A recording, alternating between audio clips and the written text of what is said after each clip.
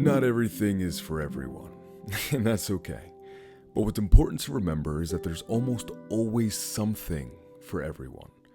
And maybe, just maybe, that something's for you.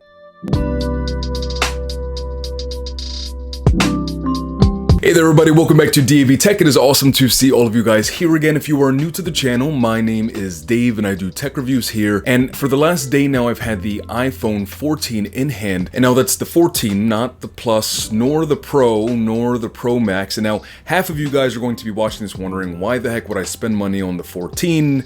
Well, as a tech reviewer, I spend money so that way you guys don't have to, so you can make advised decisions with your dollars. And the other half of you watching are going to wonder, why did he just make that remark about why half of them watching would be like, why the heck would he buy the 14? There's a couple of reasons. I'll walk you guys through the things that I've noticed about the device and honestly, who I think this device is for, and if you should upgrade if you have a 13 or are coming from say like an 11 or 12 series.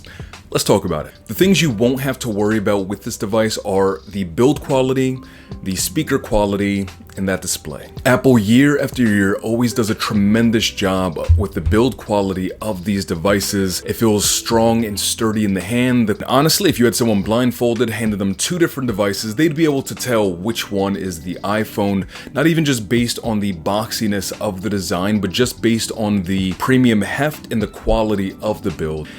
And man, it just feels good. And one-hand usability here is fantastic. And the speakers, when you're gaming, speakers honestly on Apple devices are some of the most impressive speaker systems in phones that I've personally used. Even on my iPad Pro, gaming on that is exceptional. The speakers are loud and bassy and rich.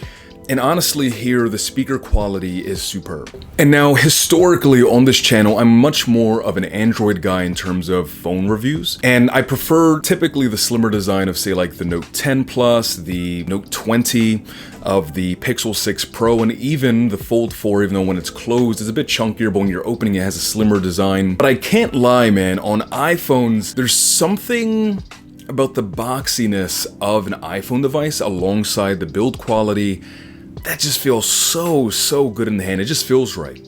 Almost as though there are hundreds, possibly thousands of engineers who do a lot of sciencey, mathematical equation engineering stuff that get paid a lot of money to make the device feel good in your hand.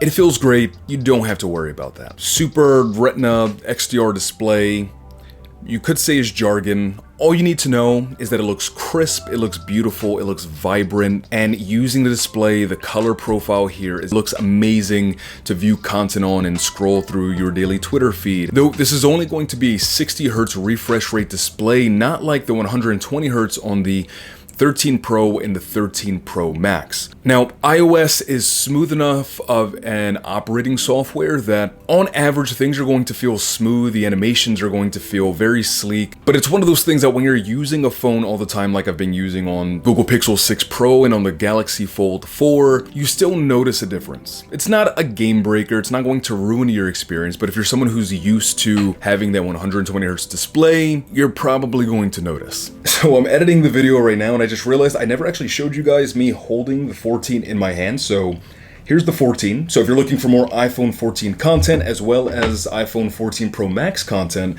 as well as iPhone 14 Pro content, and you want to stick around and hang out with me here on the channel, hitting the subscribe button is the best way to do that. And, oh, cases, leather cases, iridescent cases, black speckled cases, very sturdy. Anyway, I'm gonna get back to editing the video that you guys are watching right now. Whoa, that's like a nerdy tech paradox. Cause like, yeah. Okay, okay. Now there's sort of going to be something that's a point of concern in the 14. It's in the processor. Now, the processor on the 14 is the same exact one, and on the Plus, as the iPhone 13 series. Now, all that being said, The processing chipset on the 13 is incredibly powerful, and so same here on the 14, honestly using it over this last day. Gaming, just doing normal everyday tasks, Twitter, email, YouTube, all of those things are very, very easily handled by the processor on the 14. But it's something to note that if you have a 13 and you're looking for some sort of performance boost, you're flat out just not going to get it. So the overall package of the 14 looks, feels, sounds, and tastes, yes, tastes, just like its predecessors. And so where is really the differentiation here? You're not getting the cool dynamic island that you're getting on the Pro and the Pro Max, which, if I'm being honest, it was kind of funny that they did it, but honestly, the integration into the operating software is super cool, and it's a cool way to make the pill on the display kind of matter and mean something, and it kind of feels like the phone is interacting with you, as opposed to you just always interacting with it, which I actually enjoy. The two biggest for me, honestly, that come to mind is someone who hikes a lot. I find that there's a lot of merit for the SOS function, because there have been times when I'm in PA on the Appalachian Trail and there's just absolutely zero signal. And so in that way, I find a lot of value here. Now, the crash detection, when I saw them introduce it during the showcase, the first thing I thought about was like my grandparents. If they were driving and for some reason they got into an accident, hopefully never, heaven forbid, right? That's something that potentially could save their life. I talk all the time about how phones work as life companions, and this is sort of, honestly, just like another step up in that regard. Not only a life companion, but literally a lifesaver. And the cameras are going to be largely the same. You're still getting the same 12 megapixel lens. The sensor is a bit larger, which is going to allow for better low light photos, which honestly, in my experience, I think the low light photos here do look really, really good. But iPhone cameras are always great, and so getting a marginal upgrade here for me just doesn't make sense to spend the money to upgrade to just the base 14. Just doesn't make sense. Action mode honestly works pretty darn good. It's kind of like video stabilization on steroids. Not a lot to say here. I mean, you're seeing the video on your screen. It's impressive. So who the heck is this base model iPhone 14 for? Well, I can tell you after a day of using it, honestly, I don't think it's for me. That doesn't make it a bad phone. That just means that it's not for me. But using the device and seeing the safety features and some of the incremental upgrades integrated into the iPhone 14, if you're someone who's coming from, say, the iPhone 11 and the 12 and not coming necessarily from the premium flagship versions of those devices, this device can be for you definitely. You're going to be getting fantastic battery life. You're going to get a processor that's several generations more powerful, so you're getting a big kudos there. The camera systems on this are genuinely very, very good. The display is crisp, and you're getting the same amazing refined experience that you're getting on the other iPhone versions. And now, me personally, looking at my personal life use case, looking at my grandma and my grandpa, again, upgrading from their old, busted Motorola phones, and, you know, they're only getting older, and the additional peace of mind that the iPhone 14 affords, right? They don't need the best cameras. They don't need the best processing system. They're not going to care about 60 hertz refresh rate display and that it's not as good as 120. They're not going to care about any of that. It's a simplified operating system.